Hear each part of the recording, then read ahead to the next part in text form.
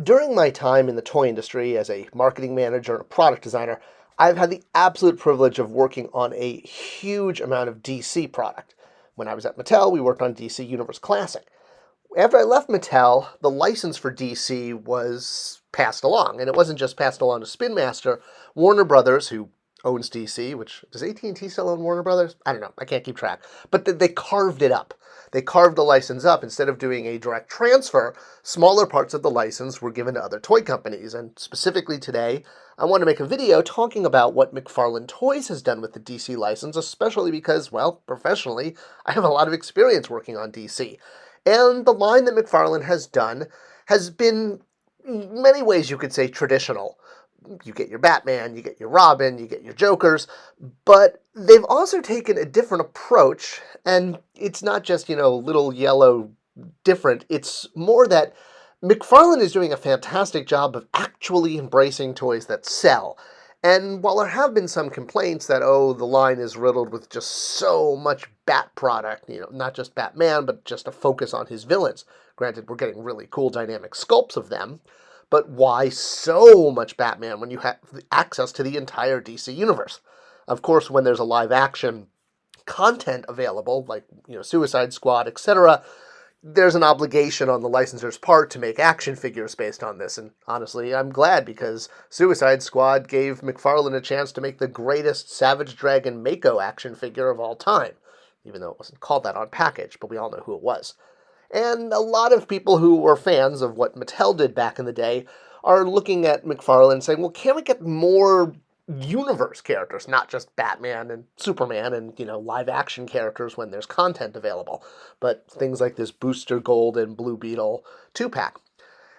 It's Batman. It's Batman, Batman, Batman, Batman. And collectors are often saying, what about the rest of the DC universe? But the thing is, McFarlane is completely right in this approach.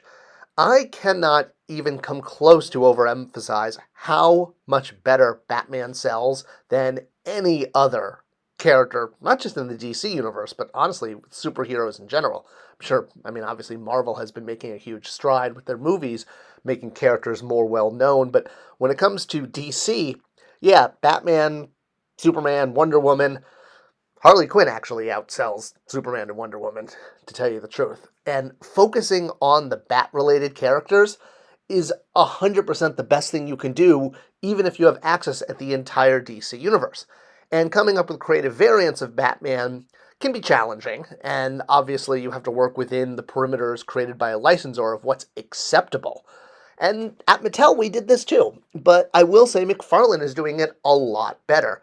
Mattel tended to focus on doing, I guess, what you could call easy repaints using existing Batman parts, and while sometimes they might get a new head or a new belt, more or less it was a cookie-cutter Batman in charge of tooling and deco options. And getting Batman out there a lot was obviously not just because he sold, but when you're investing in tooling for all new characters, like you have to do for something like Hawkgirl or Gentleman Ghost, well, for a company that's as big as Mattel and has the huge overhead, you have to think of how that tooling could then get reused down the line. It's no coincidence that Gentleman Ghost was specifically designed to be reused as the Joker, even so much that the boutonniere was done as a separate part that it could be replaced.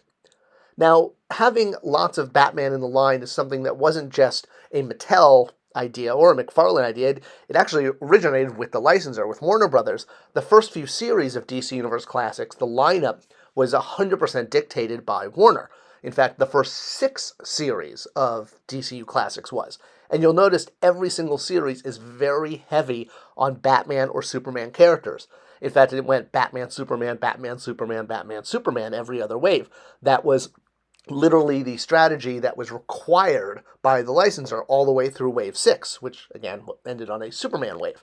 So having those core characters out there, because the recognition for these second-part characters is more difficult. By the time we got to Wave 7, the relationship with Warner Brothers was going great, and they allowed Mattel to put more of, their foot on the gas and have creative control over which characters were selected. Hence why Booster Gold got quickly shuffled into that wave.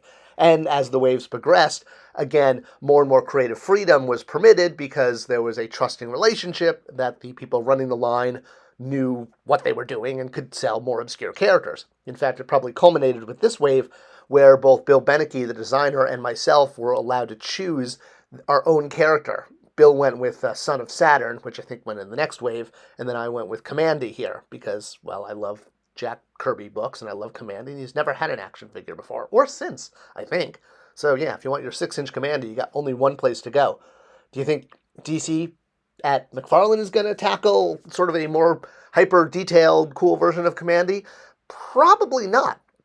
And that's kind of why DC Universe Classics eventually did wind up winding down, is the lack of Batman characters. They almost went too far. I mean, granted that we were trying for this, but if you look at what McFarlane is doing, their emphasis on the Bat family of characters is not because, Todd just loves Batman. I mean, I know he does, but Batman sells, like, so much better. And even though these products are skewing a little older, even the movie-related figures, with the detail, the character selection, it feels like it's very collector-focused. Anything sold in the retail aisle is kid-first. And with the exception of required content waves, when you have to make a wave based on new content, which is usually a license or requirement to do this, well, outside of these waves, that's pretty much the only time you see characters that aren't in the Bat family. And they'll sell a little better because of the public recognition from them being in the movie. But outside of that, outside of, Atom Smasher showing up in the Black Adam movie, there was very little recognition for this character in the public. So, I mean, yeah, I know he's been on some of the cartoons and yada yada, but even Hawkman and, Dr. Fate, which collectors probably know. Versus if you look at these waves, yeah, you've got your content characters like Green Arrow, but man, Batman, Superman, Batman, Superman, Batman, Batman, Batman, Batman, Wonder Woman. That's the template that McFarlane is following, and they are very smart to be doing so. Because It was deliberate. And putting Batman into every wave possible as a deliberate action is like printing your own money. These are the characters that are going to sell through. Without live content and fresh content, the non-Batman DC characters paid more. I mean, case in point right here. I mean, Martian Manhunter was hanging around for months. Yeah, he showed up in the Justice League Snyder Cut, but yeah, people don't know who he is. We'd love to have a much broader DC Universe on our shelf, and I am glad DC Universe Classics and the Justice League Unlimited line from Mattel can satisfy that need, but as far as current product at market, yeah, we all want more blue and gold packs, right? But man, I have a feeling this is also going to wind up being one of those peg warmers, because the number of kids who know who Blue Beetle and Booster Gold are, let alone their classic versions, let alone that they have a relationship and work together as partners, is kind of a small pot. And the chance of getting, again, Commandy from McFarlane, yeah, I'm really not holding my breath on that. Focusing on the Bat characters, and specifically Batman himself, is the absolute key to success with a DC license. While the other characters can be dynamic, they just don't sell, even when Batman is, shall we say, not in his traditional outfit, or is being sold in kind of a retro-historical standpoint. He just sells so much better because he has those qualities that appeal to kids. And if McFarlane Toys keeps focusing on Batman, it's not because they're screwing over collectors who want a whole universe. It's because they're doing what sells. And in the end, what sells is always going to take the priority for any toy maker. I hope this video clarified some of the, focuses of the McFarlane rollout with the DC line. I love what they're doing. I'd be excited to see Commandy in their style, but I'm not holding my breath. Any way to share this video or shoot down to the comment section is the best way to support this channel, and I thank you ahead of time. Let me know any other thoughts, topics you'd like to see reviewed on this channel, and I'll see you at the next one.